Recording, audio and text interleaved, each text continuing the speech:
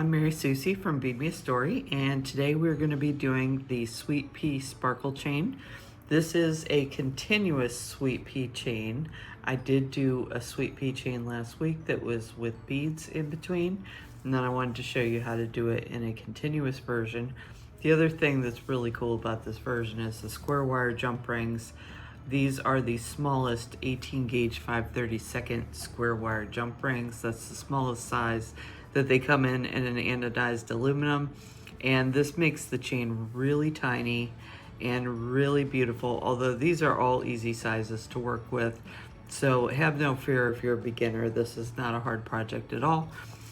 I did a version with gold, red, violet, and rose pink. And then the version I'm gonna do in the video is this silver with matte champagne, sky blue, silver frost, and lime.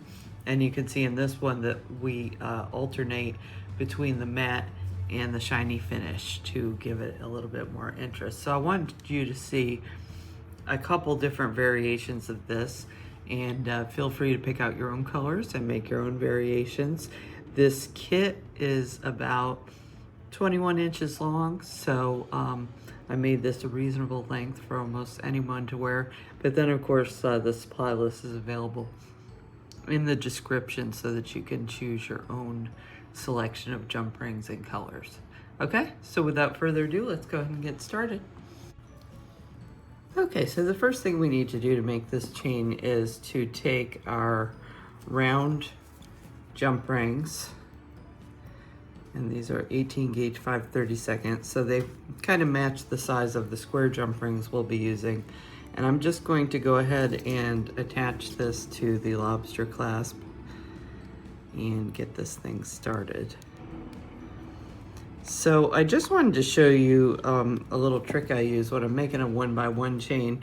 So instead of pre-opening and pre-closing all of my jump rings, what I like to do is kind of pour out the bag and see if I have any that are like this, that are all clustered together.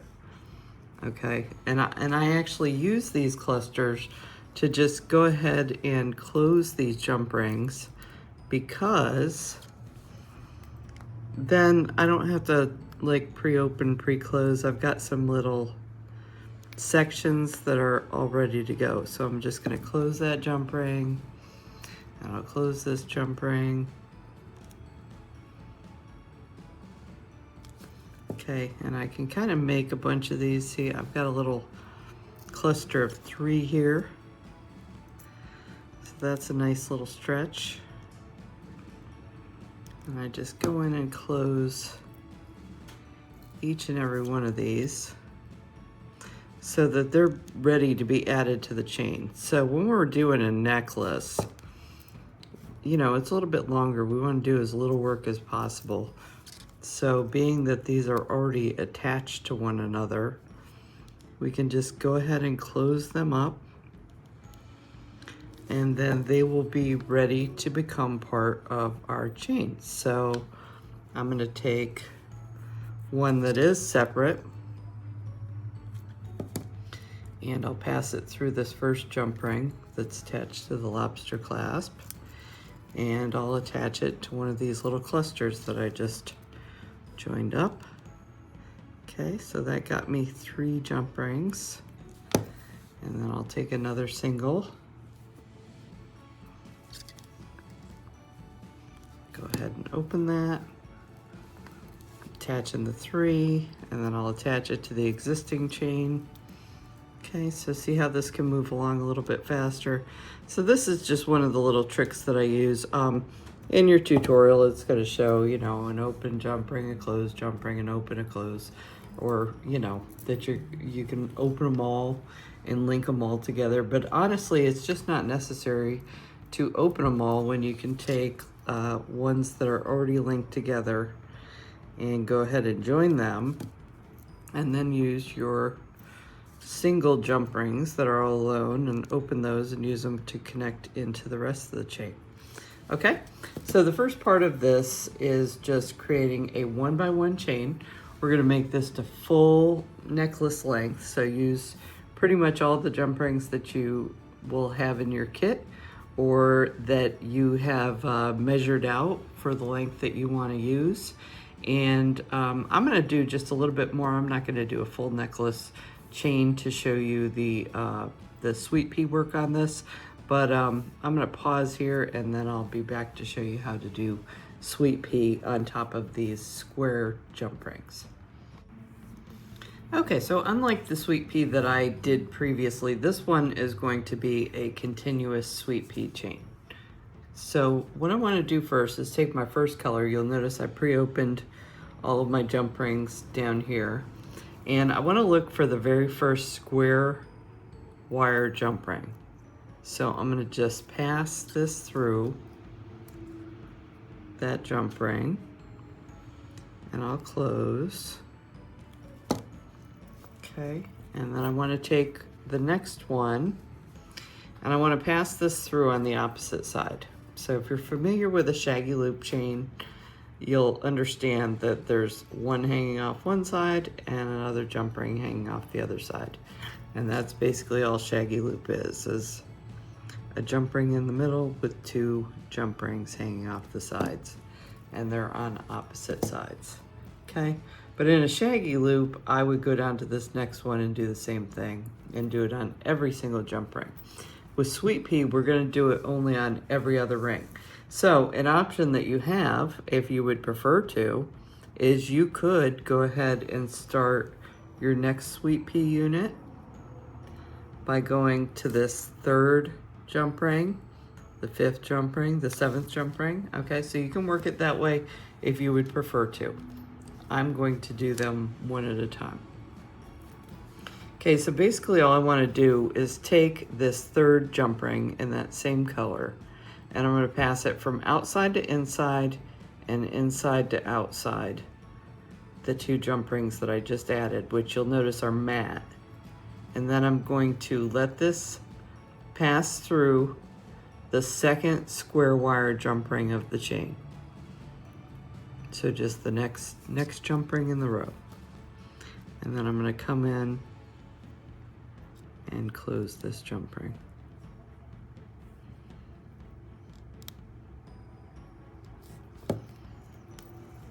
Okay. So you can see that the one I just added is sitting horizontally. So the first two were kind of vertical. Okay. And the next one that I added is sitting so I can see down through the center of the hole. So when I said horizontal, that's what I meant by that. Now what I'm going to do is I'm going to flip this over to the back side and I'm going to do the exact same thing. So I'm going to pass this jump ring from outside to inside, then inside to outside, the two rings that are there, that are the matte ones. And then I'm going to pass this through the second jump ring of the chain. Okay, so this is just kind of the back side of the chain that I'm doing. Okay, and that is one sweet pea unit. Okay, so now we'll do more. I'm going to add the lime next. That'll probably be a nice one to be able to see. So you'll notice I did matte, shiny, matte, shiny. I wanted to show this particular variation because it did that matte shiny. This particular way of doing sweet pea with the square wire jump rings just allows all of these little sparkles to show through. It's just beautiful. Love it. Okay, so I put one jump ring on one side. I'm gonna put the other jump ring on the opposite side of this same square jump ring. So I'm working off the third jump ring in the chain now.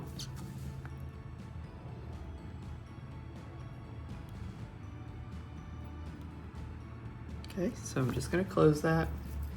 And you can see if I just let it drape down, you can see there's one jump ring on one side, one jump ring on the other side, just a little shaggy loop.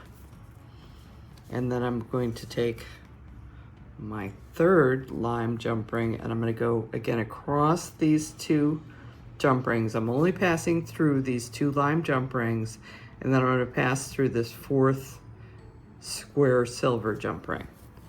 Okay, so it doesn't really matter what colors you're using. you can see that we create our 1x1 chain, and then we make our little shaggy loops off the sides, and then we create these little cross sections. And this is what stabilizes the sweet pea configuration and holds it in place. Okay, so we've got the one jump ring doing that. Okay, so you can look at it this way. This is how I added it. I flip it to the back side. And again, I'm going to pass through these two lime jump rings and then through the silver, which is the fourth square jump ring in the chain. Okay, so this is really all there is to it. We're gonna just keep moving along like this. Next I have silver frost. If you have my gold kit with the gold and it's got red, violet, and rose pink, or you could be making your own colors. Obviously this would make a beautiful rainbow because you can see how easy it is to change color. And that's why I really wanted to show this particular version in a video, is because it did such a fantastic job of showing off colors. So just think of all the things you could do.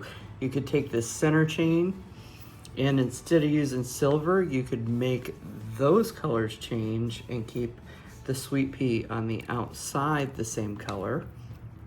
Or you could do what I've done with this particular one, which is use the shiny and the matte, because I feel like the matte really brings out the sparkle of the shiny rings that are around them.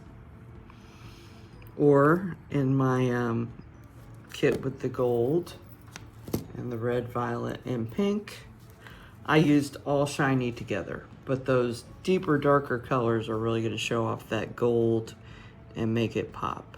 Okay, so I'm just walking through another step here. Hopefully you've been watching me as I'm jabbering on, and I've just completed another sweet pea section. Okay, so you can see this gets very quick to do. I didn't open this jump ring. Okay, I'm just adding our shaggy magatamas. And then, of course, last week I presented another version of the sweet pea that was sweet peas and beads. And with that one, we had little bead sections in between. So I just wanted to be able to show you what this looks like in a continuous formation, which last week we were also using larger size jump rings, which, you know, you could go back and forth with this. You could do larger and smaller. You could do beads in between. You could just do jump rings in between and break up your sweet pea units. Find this to be a very, very useful weave. And the other thing you're gonna find out about this weave is that it comes together very, very quickly. So when I decided to do this, I have a gift that I've been meaning to give someone for quite some time. They picked out a pendant and wanted a chain made to go with it. And I started making this chain and found it to be the perfect chain because I could include the colors that went into the pendant, and I could vary the chain because it needs to be really long. So I might incorporate some other chain patterns into it. And so, you know, keep that in mind. You can use little bits and stretches of these single sweet peas, however you want to do it. But you can see now we've got all 4 colors, and then we're just going to repeat those 4 colors and just keep on going until I have about a 21-inch chain. And then to finish this, we just put another round jump ring on the end. And you can see that if I was at the end, you can see how this jump ring passes through in between these two 20 gauge 5/32 rings and just sits beautifully. So our round jump ring that we put on the end is just to work along with our lobster clasp. Okay, and that is it for sweet pea. So I hope you enjoyed this continuous version sweet pea, and you know, as you'll note, these are the smallest size of the anodized aluminum jump rings that come in squares, and that was part of the reason I wanted to do this small, very sleek chain for you, so that you could see how this just sparkles and kind of shows off some kind of glitter in between the rows, and that you could use color and all the things you really want out of a chain. It drapes beautifully. This could be bracelets, necklaces, earrings, anklets, anything you want it to be. Okay, so I hope you've enjoyed this project, and be sure to like and follow us on YouTube, and I will see you next time. Thanks so much.